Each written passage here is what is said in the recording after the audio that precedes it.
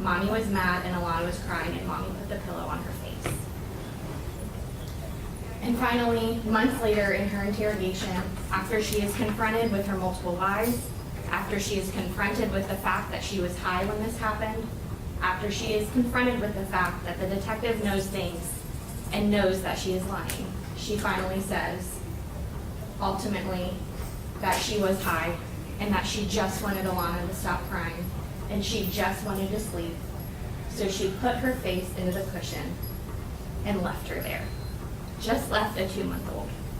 With that was, in that interview, Lacey allegedly admitted that she smothered the child. But you could not hear that in the police interview on the video. That was one of the hang-ups in this case as well. All right, what's up with y'all? So look, man, I'm back again with another video, and before I jump into the video, I just want to start it off with some positivity, and I just want to tell all my supporters out there that I appreciate y'all, and I hope that everything did go good today during your day, or it will go good today during your day, just depending on when you see this video or when I post this video. But anyway it goes, I'm simply wishing y'all nothing but the best in every aspect of your life. Now, when I say that, I'm only talking to my supporters and to those who are reciprocating the same energy back to me. But other than that, let's go ahead and move forward into the video because we got a lot to talk about and we got even more video to watch.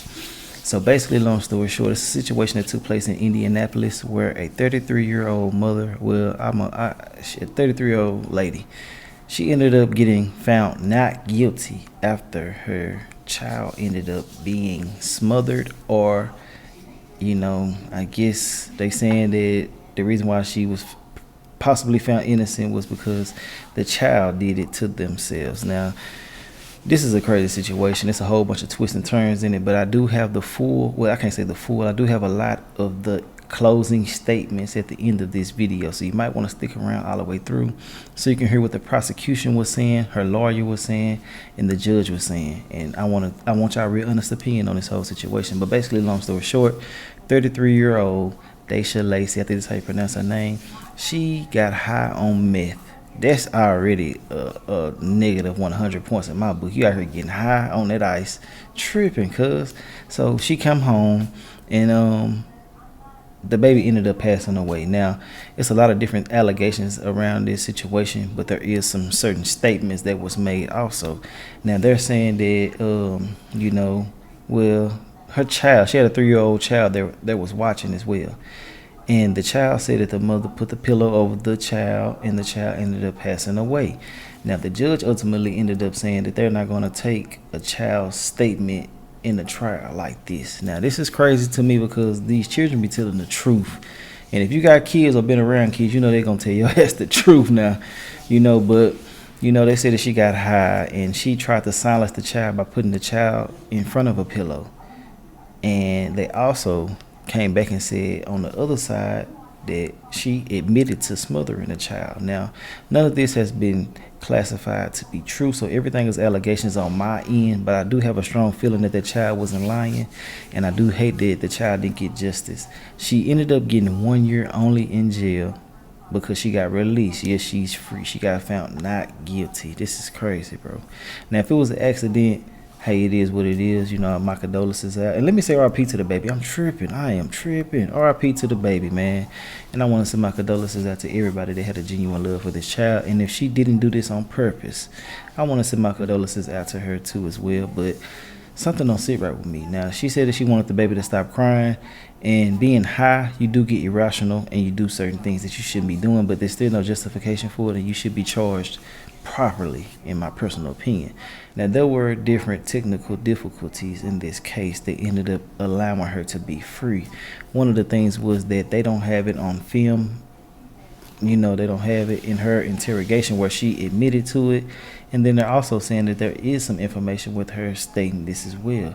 Now, she can be found incompetent and stuff like that due to the fact that she is, you know, under the influence of meth and stuff, but she knew what the hell she was doing because she wanted the child to stop crying. And there's a lot of people out here that's taking these children's lives and stuff like that, and they are getting away with it due to the fact of drugs being incorporated with the situation, and I don't rock with that. But we're finna get into the video. I want y'all to stick around if you're a supporter. You know, watch it, give me a full analysis on it, you know, and yeah, we're gonna talk about it in the comment section. But let's get straight into the video because this is a whole bunch to dissect. Let me know your thoughts for real. Let's go.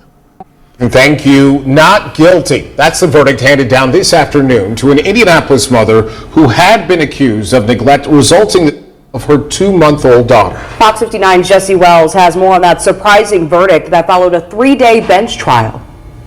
Before announcing his verdict, the judge told the suspect she was a bad parent and she was not innocent, but the judge believed she should have been charged with involuntary manslaughter, and because she wasn't charged with that crime, he instead found her not guilty of neglect resulting in.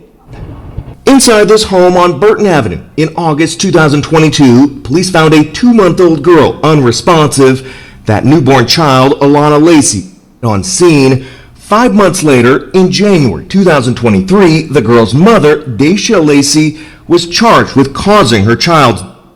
Court records show the mother gave a lengthy videotaped confession in which she tearfully admitted she smothered her daughter in the couch cushions because she was high on meth and wanted the child to be quiet so she could get some sleep. Lacey, though, always maintained that inside the home was an accident and she didn't intend to kill her child. At the end of her trial, Judge Mark Stoner chastised Lacey, saying her actions were reckless, but insisted the prosecutors didn't prove she intentionally harmed her daughter and they didn't charge her with the right crime. Because April is Child Abuse Prevention Month, the judge said there are lessons about dangerous parenting practices that can be learned from the case, but then said he reluctantly found Lacey not guilty because being a bad parent isn't always against the law. It should be. I mean, now, they're being very technical. If you see how certain things are worded and placed in certain ways, you can see the finesse that they using to allow her to get free. Now, me and my personal opinion, it's no justification for it. That child needed you, and you let the child down in the most horrible way the most horrible way that you could. And I just don't rock with it, man. And I hope that, anybody that's around her, was on her ass about being a good parent. But, that's got to be in you. It should just be instantaneously installed in you. Anything else outside of that is just not of God, in my personal opinion. I feel like that, if you didn't want the child or you can take care of the child and things like that, don't try to do none of that. Now, if she was laced, then that's something that I really, really can sympathize with. But damn, the child had to lose the child's life. Like, nah, that ain't what's up, bro. There's so many different moving parts in this. That's why I'm asking y'all's opinion. I done told y'all what I felt about it, but for that child to be 2 months old, that's why she really got a lot of leniency, because some children do suffer. I can't stand. They do lose their breath being pressed against certain things. You know what I mean when I say what I say. So, but it is what it is. Do y'all think that this was... Anyway, she neglected. I don't give a damn what nobody got to say. I do care about my supporters' opinion, but, that's neglect. If you try to go against that, your ass out of there, you're tripping. Let's go. Against the law. If she had been convicted, the suspect would have faced between 20 and 40 years behind bars. Instead, she has now been set free. Attorneys for both sides did not want to comment after the verdict. I bet. Jesse Wells, Fox. Breaking right now, a verdict just reached in the neglect of a 2-month-old girl. The baby's mother, Daisha Lacey, was just found not guilty for neglect of a dependent resulting in... Our Rich Nye has been covering this trial from the start and brings us the latest now on today's decision. He gonna break it down a little bit better. Jenny and Dustin, this was a bench trial here that lasted 3 days at the Community Justice Campus. And that means that the judge heard all the evidence, there was no jury, and the judge decides the verdict. And Judge Mark Stoner ruled within the last hour that Daisha Lacey did not commit a criminal act of neglect that resulted in her 2-month-old baby's. Lacey allegedly admitted in a police interview that she smothered her child while she was high on meth and tired.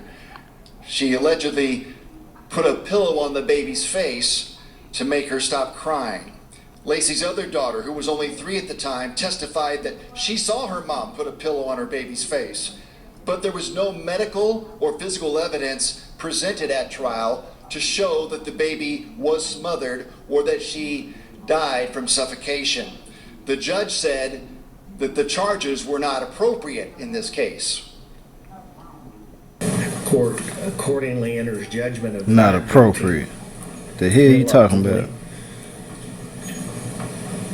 I do hope that you will take the opportunity to get the counseling that you need, to get the counseling for the children that you need, that you learn from this behavior, and hopefully the rest of the community learns from this behavior, that you cannot go out and party on the weekend and be with children. Toxicology report did show in Daisha Lacey's system, but Judge Mark Stoner said if she had been charged with reckless homicide or involuntary manslaughter, he could have found her guilty, but she's not guilty of neglect of the dependent resulting in. Daisha Lacey has been in jail for a little over a year since her arrest in this case. She will be free later today. Rich, how long did it take Judge Stoner to reach that decision? Well, this took 3 days in this bench trial, and a lot of his consideration was over a 3-hour police interview that he reviewed and watched again and again. The problem with that was, in that interview, Lacey allegedly admitted that she smoked the child. But you could not hear that in the police interview on the video. That was one of the hang-ups in this case as well. Judge Stoner took a lot of time to review that video, but ultimately, after hearing closing arguments, he came back in 15 minutes with that verdict this afternoon. Yeah, about to see what happened. Downtown Indianapolis for us. Okay, now this is the full closing statements. Before this took place, you can hear exactly what they were saying, and I really rock with the prosecution, but I can definitely understand certain things as well, because the police do lie. Yes, true enough. You know, I like to try to be unbiased as possible in these situations because we wasn't there. Only thing we can do is just speculate, so everything is allegedly. But yeah, you know, certain things can happen in the midst of everything, and it could lead to a child losing their life, or you know, other things like that. I still feel like it should be a heftier, you know, amount of time associated with this, but it is what it is. But I'm gonna let y'all go ahead and get into this real quick, and I want to know y'all personal opinions about everything at the end of the video, and I'm gonna holler at y'all in a minute.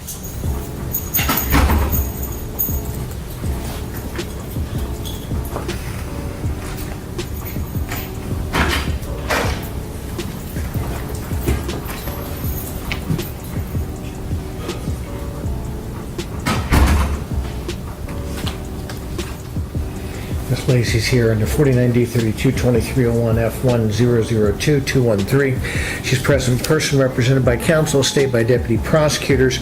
We're on third day of bench trial. At the end of conclusion of yesterday, the court had received all of the evidence and the exhibits, specifically including State's Exhibit number 18, which is a 3-hour videotape of the defendant's statement to Detective Hadley. The court has reviewed that. Both sides indicated that after that would complete all of the evidence. State, officially, does the state have any further evidence to present at this time? No, the state will rest. And does the defense wish to present any evidence? No, Judge. Defense rests. All right, that completes all of the evidence. Ms. Lacey, your attorney indicated that you did not wish to present evidence. I wanted to make sure you understand you have an absolute right to present evidence if you wish, including you have an absolute right to take the stand if you wish. You also have an absolute right not to take the stand and not to have that held against you. You understand that? Okay, I need to hear you say yes or no. Yes. Okay, and your attorney's indicated you do not wish to take the stand, is that correct? Yes. And have you had enough time to talk with your lawyers about that? Yes. And you agree that that's a strategy that you wish to pursue in this case? Yes. Okay, very good. All right, with that then, the court then, having heard all of the evidence, then will turn to hearing argument from counsel. State, do you wish to present summation? Yes. All right, Ms. Carpenter, you may. And Judge, the state is going to reserve time after defense closes to respond as well. Okay. Given it's a court trial, I don't need to put a time limit on you all, do I? I don't think so. Okay. All right, you may proceed. The state has charged Ms. Lacey with 1 count of neglect of a dependent resulting in. It reads, on or about August 29, 2022, Daisha Lacey, being at least 18 years of age and having the care of Alana Lacey, a dependent less than 14 years of age, did knowingly place said dependent in a situation that endangered the dependent's life or health. To wit, placed Alana Lacey in a dangerous sleeping position, which resulted in the death of Alana Lacey. The Supreme Court has told us that these cases of neglect causing are an issue of proximate cause. Proximate cause is implicated. And they have said that generally an act or omission is said to be a proximate cause of an injury if the resulting injury was foreseen or reasonably should have been foreseen as the nature and probable consequence of an act or omission. And the legislature has made this offense a level 1 felony. In this case, we have a 2-month-old found deceased, and we don't know how she was found because the only person that can tell us that is Daisha Lacey. And she has repeatedly lied about what happened, and she has told multiple different stories about how Alana died. Starting with the 911 call, her initial story, she is blaming Julius, 1-year-old Julius, saying that her baby died of SIDS. And if you listen to the 911 call, Daisha knows Alana is. It is not a matter of she walked away for 20 minutes and came back with a pillow on top of her. If you actually listen, she's telling the person, I can't do CPR. She's not doing it. She knows Alana. Officer Harvey gets there. She tells the story. She was on the couch with a bottle. I just went to get laundry. I was gone 15, 20 minutes. I came back, a pillow's over her, and the kids rolled on her. I saw her. She was fine at 9:30. That would have been less than an hour before. The reenactment. Now she's not sure how long she was gone. The pillow was over her and she was facing the back of the couch. New version of events. Grace, a couple days later, just a 3-year-old child, nobody questioning her, says, Mommy was mad and Alana was crying and Mommy put the pillow on her face. And finally, months later in her interrogation, after she is confronted with her multiple lies, after she is confronted with the fact that she was high when this happened, after she is confronted with the fact that the detective knows things and knows that she is lying, she finally says, ultimately, that she was high and that she just wanted Alana to stop crying and she just wanted to sleep. So she put her face into the cushion and left her there. Just left a 2-month-old. And she says, I knew you weren't supposed to do that. I know you're not supposed to put babies on couches. I know you're not supposed to have them around pillows. She was given all the information. That is something mothers are taught in the hospital, and she's had 4 kids. So she's been taught 4 times. The pathologist even said, as a physician, she couldn't leave the hospital before watching a video about how to keep her children safe when they're sleeping. It is what a mother is told, and it's what she knew she could not do. And she did it anyway, just so she could sleep off a high. The autopsy results completely undetermined, but what we know about what happened would not show on an autopsy. And the pathologist was very clear, any variance in a story will be undetermined, and I'm never going to decide a case based on a 3-year-old. Any variance. So whether that be Daisha's first story compared to Grace's story compared to the last story, or just Daisha's stories compared to Grace's stories, it doesn't matter. Any undetermined, or any variance is going to be undetermined.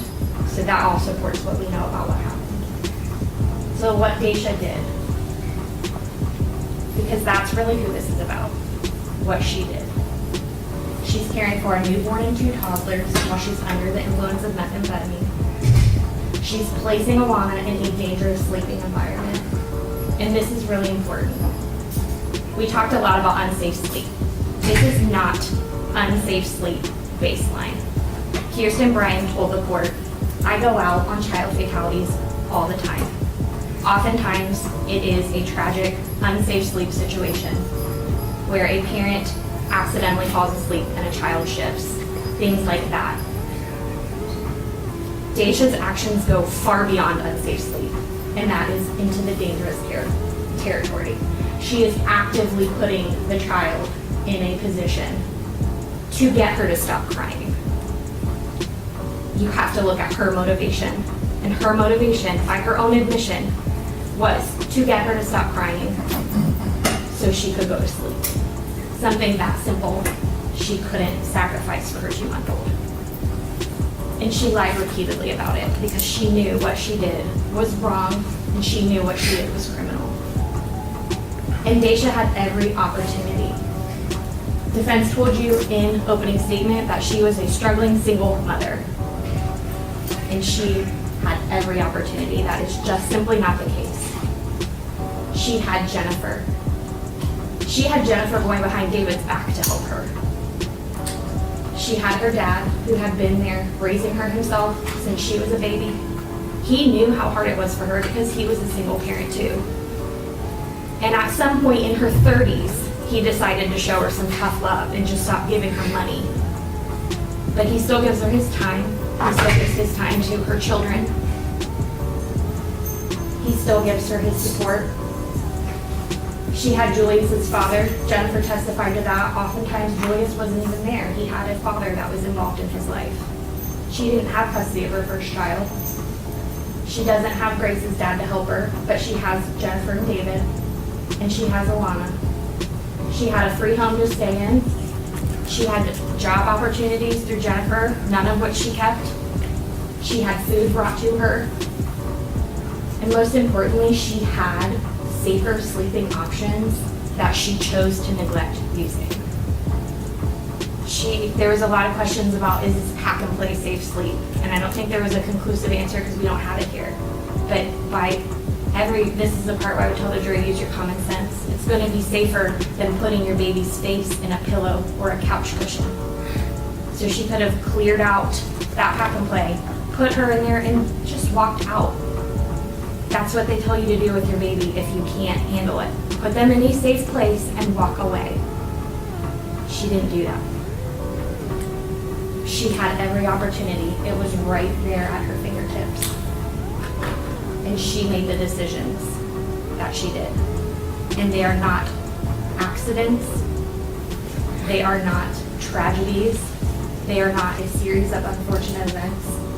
Even Grace told you the baby was sleeping in bed with mommy. That's where she slept. So the fact that Alana Lacey was alive 81 days later, for her to put her face in a couch cushion to get her to stop crying is a miracle. This was a prolonged series of active decisions by Daisha Lacey that caused Alana's death. And for those reasons, the court should find her guilty. Thank you. Thank you, State. Does the defense wish to make final argument? Yes, Judge. What happened on 8/29/22 was an accident.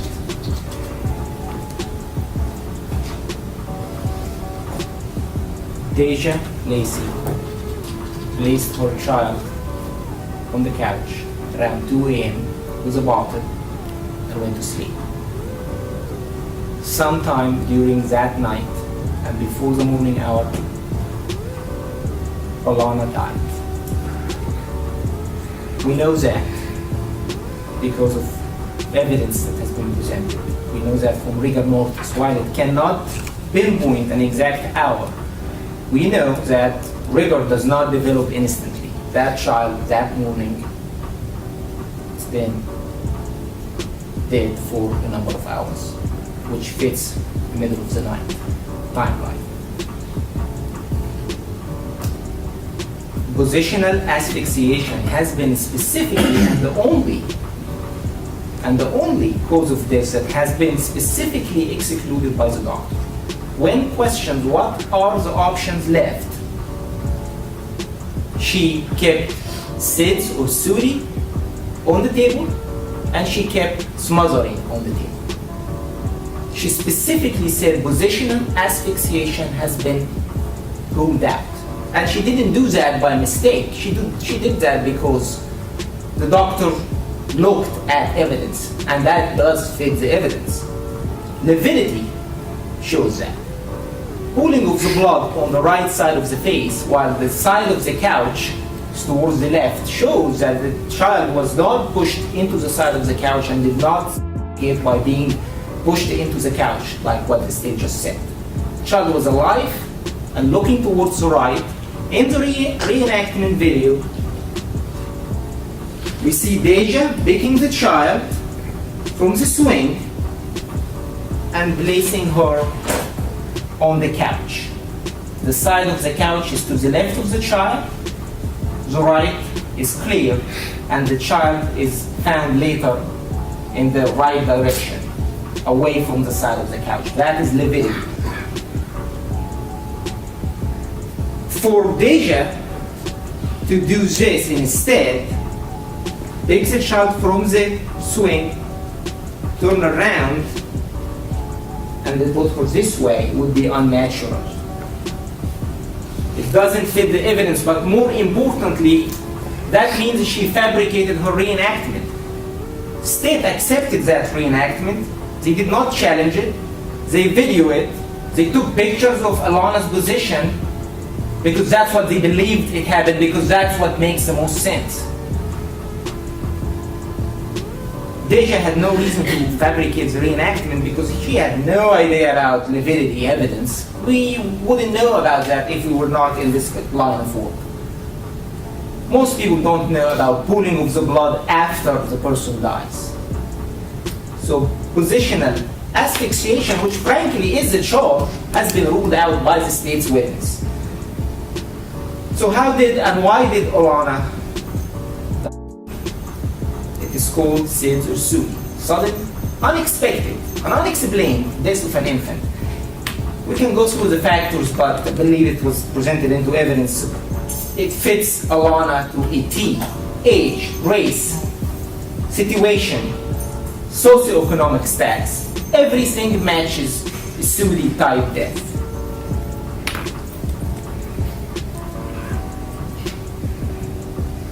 The couch may not have been ideal position, but from what we could see, it is a firm surface, flat, it is not inclined. Deja did what mothers are told to do when they are dealing with fussy children, to leave them alone, because crying is not gonna kill them unless it is SUI. Don't put them right next to you because you can roll over them. That's what she did.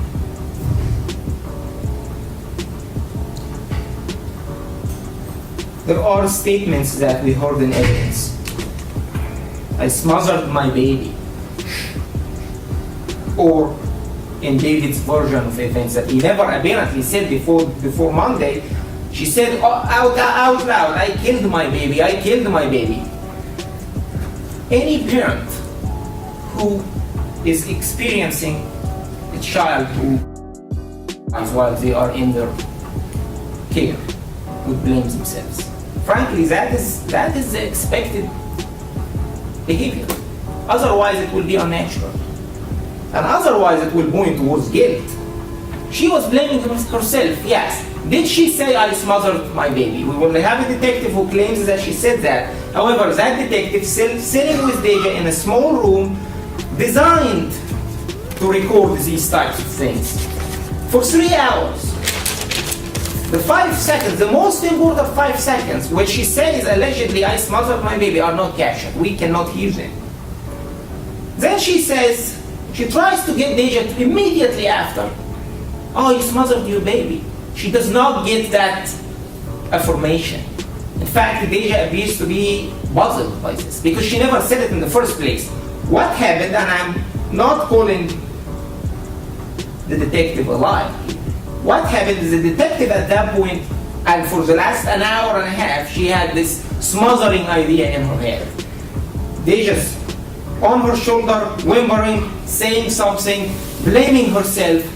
In the detective's mind, oh, she said smothered. Deja never said smothered. This is why she doesn't acknowledge it, she doesn't elaborate, she doesn't try to explain it. Now I want to move on to talk about grace. Grace is important. Without grace, there is no case. The case was on scene, dealt with as a SUI death. This is why they left 2 other very small children in her care. Did not try to remove them. She was not charged, she was not arrested until Grace, who at the time was 3 years old, started saying, "Mommy put the pillow on the baby's face." Said that only when Jennifer and David are around, apparently. No one else testified to hearing that, other than these two. Grace herself, in court, starts by saying it and then recants, if we can really call it 4-year-old a recant. Backs out of it, doesn't say it anymore, and starts to say, "No, I didn't see it," on direct, and then she says it on cross. She says in court that she heard the other people, fire people and police people, talk about that. And I'm sure she heard Jennifer and David talk about that.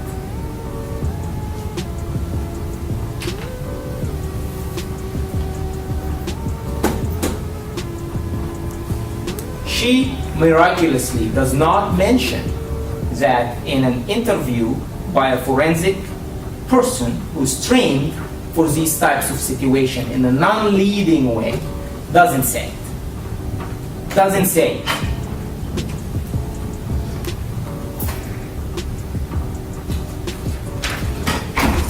Allegedly, Alona also say, "Mommy killed her at the age of 3." And the word "killed" is very unnatural or unbelievable to be used by a 3-year-old. Grace appears to be coached.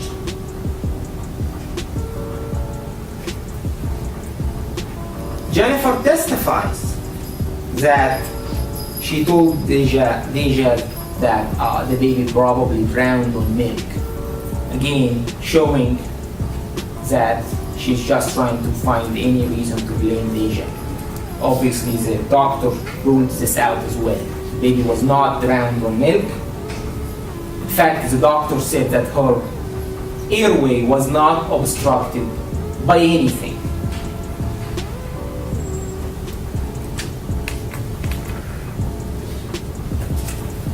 What Grace says does not fit the evidence.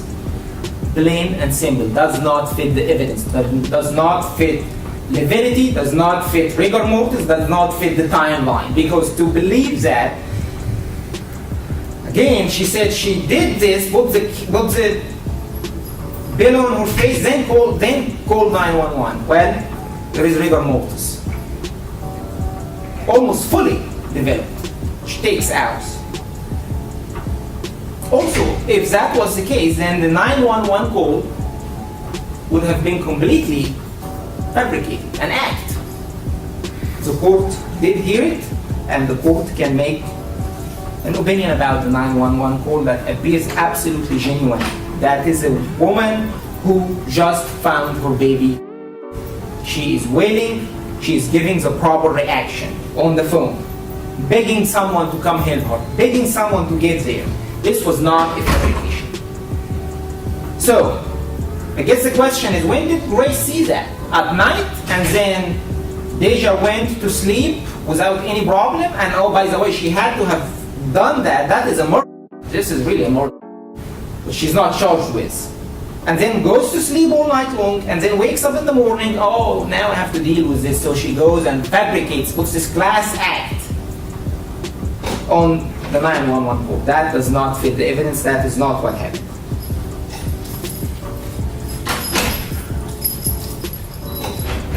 State asks the doctor if the doctor would issue a report solely based upon what is 3 years old. They repeated it today, actually.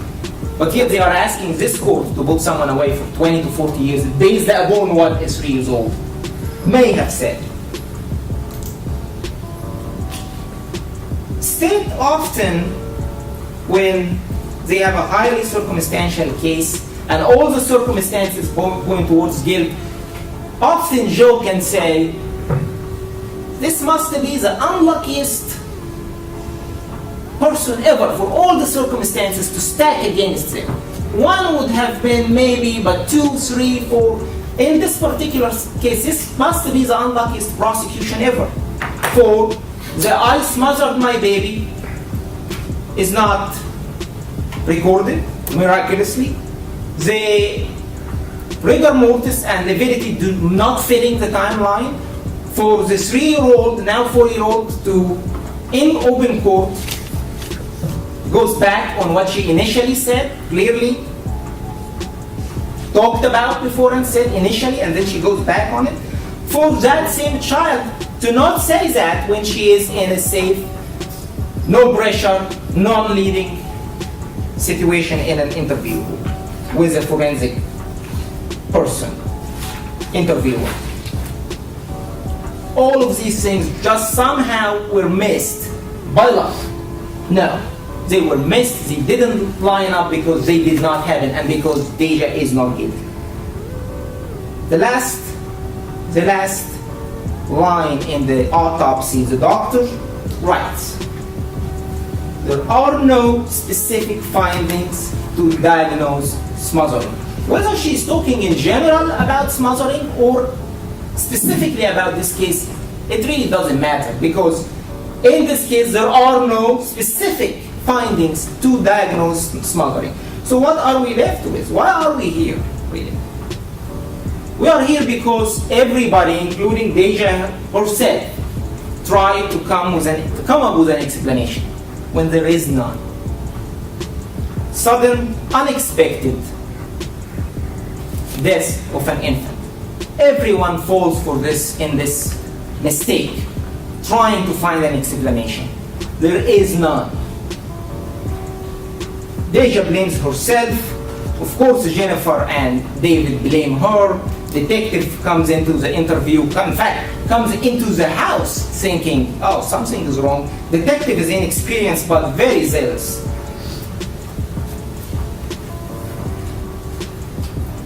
If we find, and to elaborate on what dangerous sleeping position might be in other situations, this would be putting a child on the edge of a pool. This would be putting a child in a window sill. This would be putting a child, laying a child in a driveway while someone is working on their car and then another car comes and runs over them. These are dangerous sleeping situations. These are situations that will death or serious bodily injury would be foreseeable. Putting a child on the couch is not one of these situations. Deja did not do that. Deja did not, for example, ride in a car drunk with her baby unrestrained. This is not that. Sure, I'm not saying Deja is a contender for Mother of the Year award here. I'm not. But what she did, we all do. All of us who have children. Every one of us who had a child, put the child on the couch at one point or another, and let the child sleep there. We were just all lucky that the child did not experience soothing when they were on the couch, or we would be in the same situation as Deja.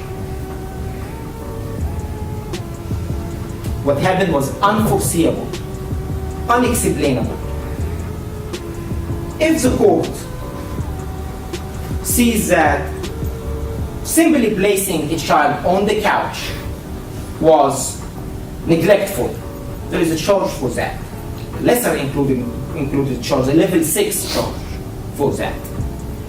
If the court sees that putting a child on the couch was reckless, there is a charge of reckless homicide, which in Indiana, if the facts are close enough, then any two charges can be lesser included with each other. That is if the court sees her behavior by just placing the child on the couch was reckless or neglectful in any way.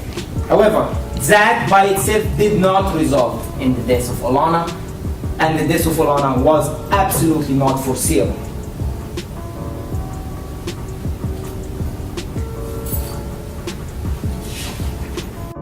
In conclusion, absent clear showing that soothing was not possible, the state fails to prove its case beyond a reasonable doubt, because soothing, as the doctor said, is on the table, is a possibility.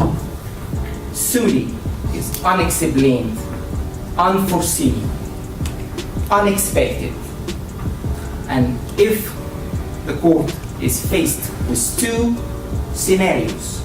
The law states that the court must go with not guilty.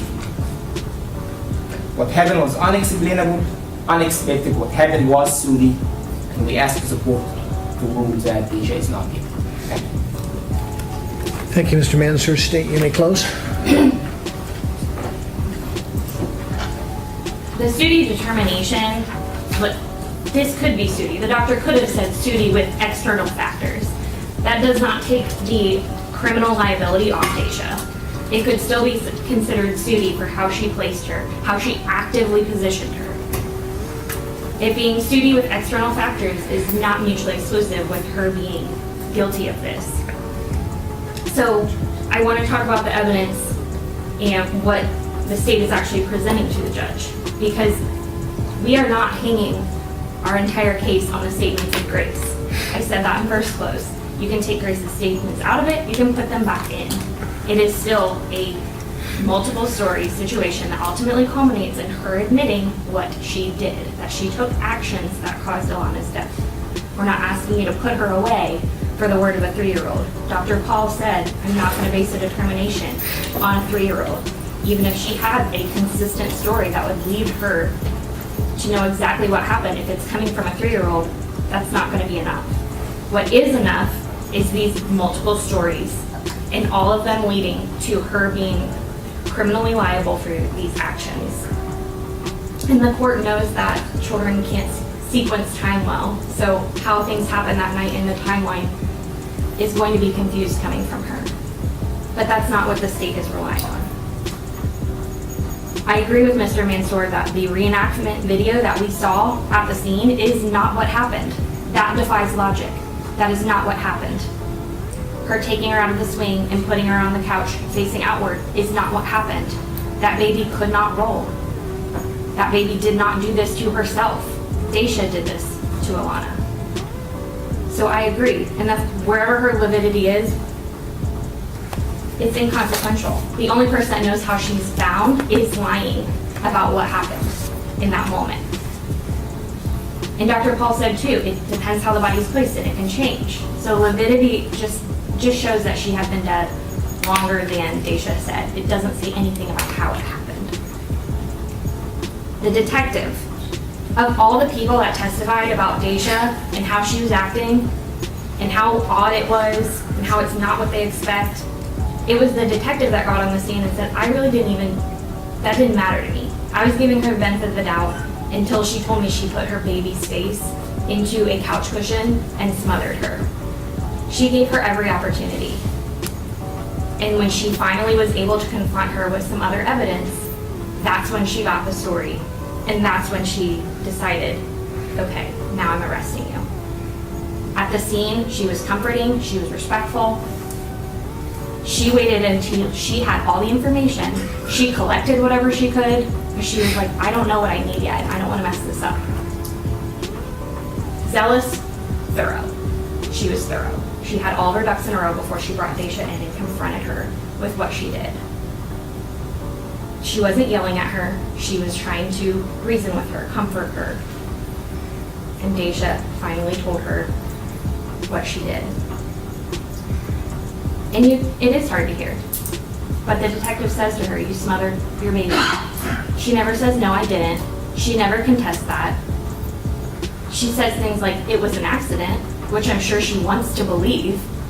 But you can't claim something is an accident if you know the actions that you are taking are reasonably going to lead to another cause. And she knew that. She knew that because she's talking about, go through her statement, she's talking about safe sleep stuff everywhere. I know you're not supposed to sleep, like you can roll on babies, you're not supposed to put them on couches, you're not supposed to put them in your pillows. This is her 4th child. She knows. You don't get to just put your head in the sand and act like you don't know the consequences. I can't just run up to somebody and punch them in the face and say, I didn't know it was going to hurt, so I can't be held liable. That's ridiculous. And it's insulting to mothers everywhere to say that what she did is the same act as a tired mother who makes one mistake, because she had been making mistake after mistake. Unsafe doesn't even begin to cover it. It was dangerous. She said herself that couch was fluffy. She's putting her baby's face in the crease of it. And you don't even have to hear her say the words because she shows you finally. She shows you in the video and puts the baby face into the cushion and says, I just wanted her to stop crying. I just wanted to sleep. Something as simple as she wanted to sleep because she had gone out and gotten high. And that was worth putting Alana's 2-month-old face into a couch. And now she's saying it was an accident. And just because she has gotten away with having her child in an unsafe sleeping situation up until that, and then when she crosses the line from unsafe, still unsafe, unsafe, into blatantly dangerous, into blatantly taking actions that she knows as a 30-year-old mother of 4 will reasonably cause the death of her infant. In that moment, she didn't care. In that moment, her sleeping off her high, was more important than 2-month-old Alana's life. That was more important to her than her little brother and her sister having Alana in her life. That was more important to her. And just because no one else has ever held her accountable doesn't mean that this court can today. Thank you. All right, thank you, lawyers. Well argued and well presented case. Court will be in recess for 15 minutes. Check its notes, update everything, and we'll render a verdict at that time. All rise. All right, now, so what y'all seeing everything, man, I really want to know what you feel for real, for real. Don't lie to me. Keep it all the way 100. And, yeah, man, I just feel like that this child should have never lost its life due to the fact of her negligence.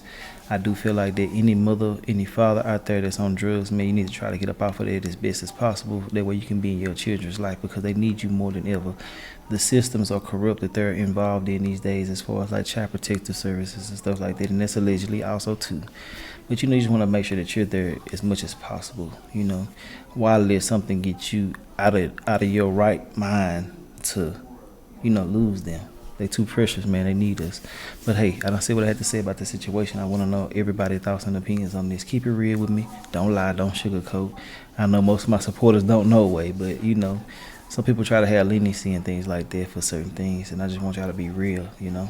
But hey, it is what it is. Let me know your thoughts and opinions. Hey, but it is what it is. I want to know your thoughts and opinions, and I will holler at y'all later on another video. All right.